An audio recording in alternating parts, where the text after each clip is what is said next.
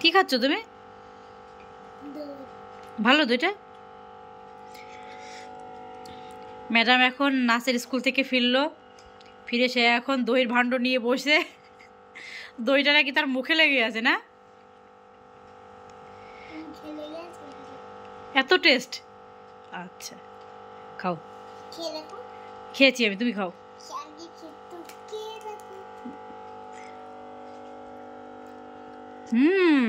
পুরো ইয়াম্মি।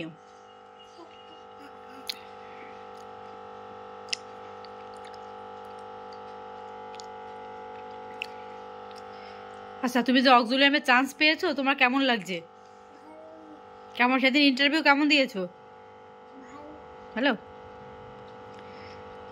অতটা টাকা তুলছো কেন? তুমি তো অতটা খাবে না মা, নষ্ট হয়ে যাবে, জল জল হয়ে যাবে, অল্প অল্প করে তুলে খেতে হয়। সবাইকে একটু বাই বাই করে দাও তো।